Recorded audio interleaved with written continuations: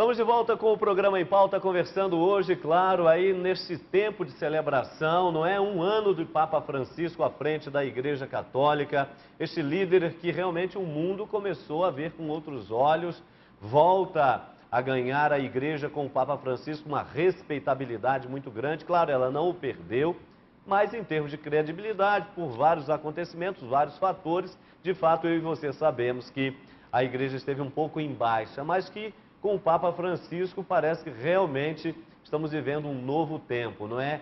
E não é à toa que as revistas populares aí o colocam toda semana, foi tido aí como o homem do ano, realmente um evento extraordinário. Ao assumir o nome de Francisco, parece que aqui já se delineia a sua missão. Mas a impressão que a gente tem é como se o Papa Francisco, não é? O cardeal Bergoglio, parece de fato ter escutado aquela voz, né, de Deus a Francisco. Francisco, vai e reconstrói a minha igreja. Porque, como reparas, ela está em ruínas. Francisco, claro, naquele momento, de acordo com o que compreende, ele faz. Em primeiro lugar, ele realmente reforma a capelinha de São Damião. Mas num segundo momento ele vai percebendo que a reforma era um pouco mais profunda e não era apenas tijolos e pedras e um pouquinho de concreto, mas era a questão das pedras vivas, dos homens e das mulheres que compõem esta Igreja de Deus. A impressão que a gente tem é que o Papa Francisco escutou essa voz de Deus e está indo nessa mesma linha. Padre Hamilton, eu gostei quando você fala do cardeal Bergoglio, Mário Bergoglio. Por quê? Porque, na verdade, o Santo Padre, o Papa Francisco, já ouvia esta voz, já como cardeal. Aliás, eu até faria uma comparação com a roupa dos cardeais. Nós, na igreja, temos os ritos, as vestes. A roupa do cardeal já é uma roupa vermelha, que lembra também que o cardeal, se for necessário, precisa dar a vida pela igreja. Martírio. O martírio quer dizer, o cardeal Bergoglio já ouvia esta voz. E, ouvindo esta voz, como Deus o escolhe para ser o Papa, o nosso Santo Padre, ele coloca em prática aquilo que ele já ouvia. Agora, eu diria o seguinte, não é só o Mário Bergoglio, não é só o Papa Francisco, a igreja precisa ouvir esta voz. Eu diria que é interessante quando você coloca que esta novidade do Papa Francisco, parece que realmente ele ouviu. Eu diria que o Papa Francisco está fazendo com que nós da igreja abramos o nosso ouvido para ouvirmos esta voz que já muito, desde o início da fundação da igreja, do início da igreja, das comunidades cristãs, já deveria ser ouvida. Francisco, no seu tempo, a seu modo, a seu jeito, ouviu e o que pôde fazer inicialmente fez e depois reconstruiu a igreja. O batizado Jorge Mário Bergoglio, o padre Mário Bergoglio, o cardeal Mário Bergoglio e hoje o Santo Padre, o Papa Francisco, ouve esta voz e nos convida a ouvir. Quer dizer, sabe o que eu vejo muito interessante? Nós estamos falando sobre um ano do Papa Francisco. Me permita fazer uma reflexão. Nós estamos falando de um homem que faz o extraordinário porque aquilo que é o normal da igreja, aquilo que é o normal do batizado, aquilo que é o normal do cristão, parece que ter ficado esquecido.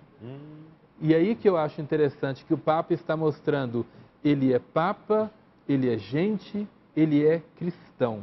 E para mim o grande exemplo é isso, para retomar na minha vida de padre, na minha vida, na minha paróquia, todos nós cristãos, o mundo inteiro. Quer dizer, nós cristãos temos, sobretudo falando de evangelização, a obrigação. Ora, no dia do batismo não falamos, recebemos 3 munos, sacerdotes, profetas e reis. O Papa, antes de ser Papa, foi batizado. Eu sou batizado. Nós todos o somos.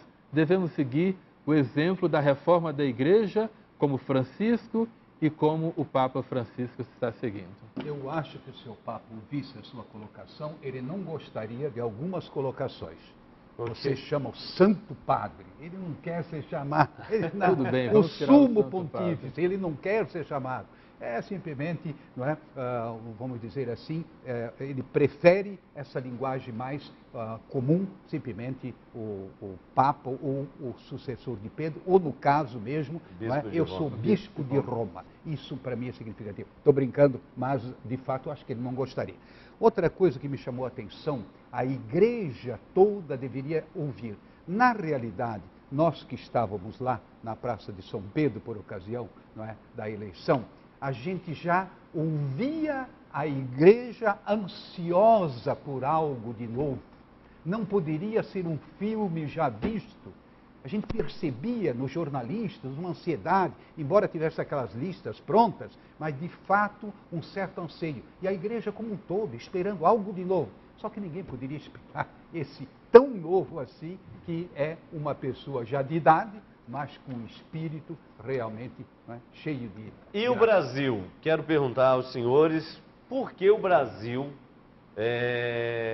de alguma forma, está aí destacado já no início desse um ano de pontificado do Papa Francisco? O Papa tem nomeado, o Padre Jorge lembrava agora, né, uma das últimas nomeações para trabalhar, para ajudá-lo nesse serviço à igreja, o nosso querido arcebispo aqui de Belo Horizonte, Dom Valmor, mas também Dom Damasceno e outros vários membros da igreja brasileira, mas também veio na Jornada Mundial, tudo bem, já estava marcado, mas já vai voltar em 2017, por ocasião do 3º centenário da aparição da imagem de Nossa Senhora Aparecida. Também o Papa, ele vai canonizar, inclusive aí por decreto, José de Anchieta. Por que o Brasil está aí de alguma forma destacado o pontificado do Papa Francisco, até o contrário do seu país de origem, a Argentina? Mas pensem aí, enquanto isso, nós vamos escutar agora o povo nas ruas, porque nós perguntamos, e aí, qual foi a característica do Papa Francisco que mais chamou a sua atenção nesse tempo? Vamos ver o que as pessoas responderam. O que mais me chama a atenção dele é a simplicidade e a busca de unir todas as religiões. Humildade e o amor que a população no mundo não quer. A alegria dele. Eu acho que é a caridade, né? Que ele olha os irmãos com amor e mostrou na JMJ, né, o carinho pelas pessoas, principalmente os idosos e as crianças. A humildade. Primeiro a humildade, depois a paciência e a vontade que ele tem de ajudar, né? A caridade, com certeza. E essa forma de saber comunicar com os jovens, né? Ele sabe fazer isso de forma um pouco diferente dos outros, eu acredito.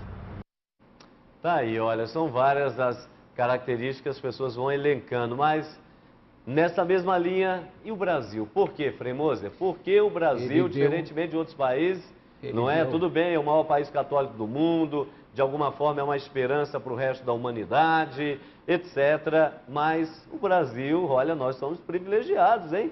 Olha, reparemos os papas anteriores, todos eles passaram aqui, João Paulo II pelo menos 3 vezes, Bento XVI uma vez, seria a segunda dele, não veio porque renunciou, o Papa Francisco já veio uma, virá a segunda, canonizam os santos, nomeia... Por que o Brasil, Frei Moser, o que o Brasil tem aí? Eu acho que ele deu a chave de leitura quando ele falou: o Papa é argentino, mas Deus é brasileiro. Ele deu a chave de leitura. Não, certamente, não é, ao longo da história, mas sobretudo após o Concílio Vaticano II, todo mundo percebeu a força da igreja no Brasil.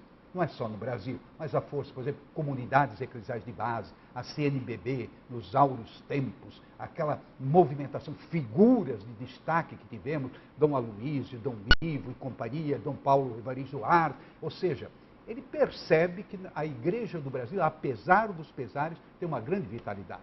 Em seguida, ele vê, por exemplo, o que acontece lá na procissão da corda, né, em Belém do Pará. É muito bem.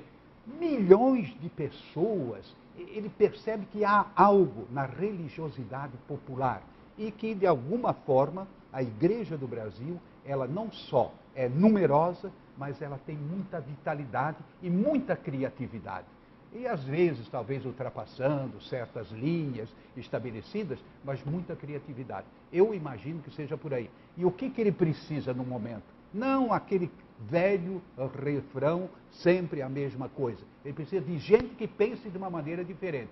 Ora, normalmente o brasileiro, ele surpreende porque ele pensa e pensa de maneira diferente. Tá certo. E o senhor Padre Jorge, o que que... Eu faria uma leitura, não complementar ao que o Frei Antônio Moser disse, mas também, o senhor falava da CNBB.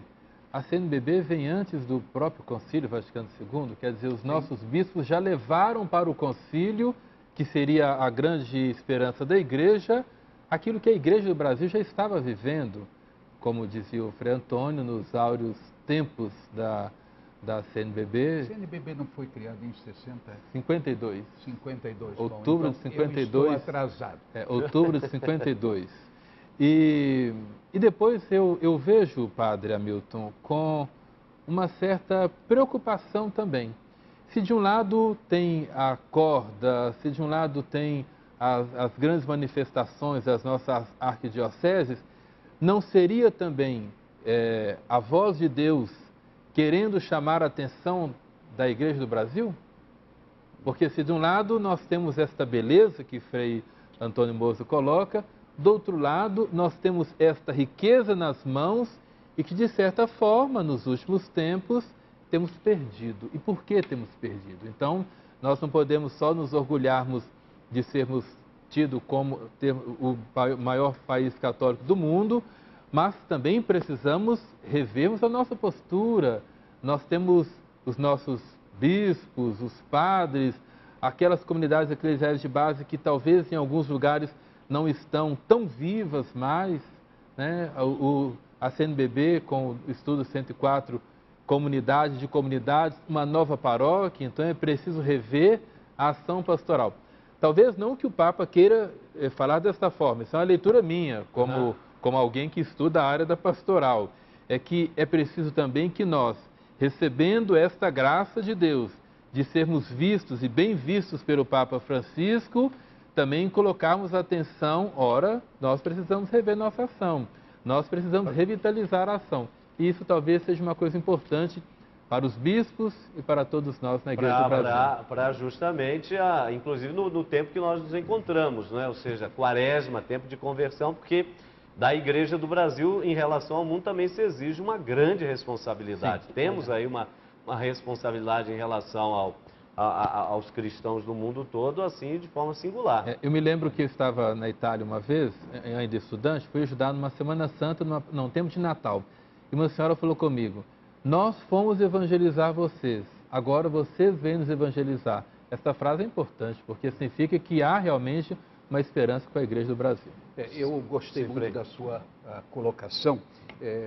Nós estamos, digamos assim, sendo contemplados dentro de uma pedagogia típica desse Papa. Qual é a pedagogia dele? Jogar pedra no pecador? Não, abraçar o pecador. Então ele também, vendo o lado positivo, está nos chamando, venham cá, vocês também têm seus defeitos, né? E com carinho, com misericórdia, gostei muito, eu acho que foi muito bem colocado. Você foi feliz, parabéns. Né? Eu não peguei esse aspecto, mas eu acho que estaria faltando no nosso debate se não víssemos também uma certa interpelação. Muito, assim, gentil, etc. Mas aliás, é próprio do Evangelho, né? E você que está em casa, padre, bispo, cardeal, leigo, a quem muito é dado, muito será exigido, né? Exatamente. Uma palavrinha final, por favor, daquilo que vocês entendem, depois dessa nossa rápida panorâmica por este um ano do Papa Francisco, muito significativo. Nem chegamos aqui a ter tempo, Padre Jorge Frei Moser, de mencionar as viagens do Santo Padre para outros países, como por exemplo a que vai realizar a Coreia do Sul, muito interessante. Os papas anteriores, especialmente João Paulo II esteve lá, Bento XVI não houve tempo. Vai à Terra Santa, é sempre emblemática, é o terceiro Papa que vai à Terra Santa depois não é, a partir de Paulo VI, porque antes então não se tinha, então é Paulo VI, João Paulo II e Bento XVI. E ele vai à Terra Santa para questões da paz, dos países circunvizinhos, enfim, não houve tempo da gente falar sobre tudo isso. Mas assim, neste um ano, e para onde vamos? Com Francisco, uma rápida palavrinha com mensagem final, por favor. Eu diria, pegando a palavra do próprio Papa aos jovens, bote fé, bote esperança, bote amor, bote Jesus Cristo. Amém. Frei Moser? Muito difícil acrescentar outra coisa. Eu acho que nós, agora, depois de um ano, podemos ter mais esperança de que a igreja vai cumprir melhor a sua missão. Tá certo. É quaresma, é tempo de purificar a mente, o coração e todo o ser, não é? Como dizia o profeta Joel, não rasgai as vestes, mas sim o coração, porque se o Senhor aí chegar, então a coisa pode mudar para valer, né? E com Francisco isso tem acontecido. Obrigado pelo seu carinho, pela sua audiência, claro que significa para nós realmente prestígio, porque chegamos, não é, aí ao seu coração e juntos construímos uma nova consciência, uma nova mentalidade. Que Deus abençoe, você tenha um ótimo final de semana e a gente se vê, se Deus quiser, na próxima sexta-feira. Vamos conversar sobre quaresma, vamos conversar ainda sobre a exortação apostólica do Papa Francisco. Muita coisa ainda para conversar aqui neste Em Pauta 2014. Um grande abraço e até a próxima semana, se Deus quiser.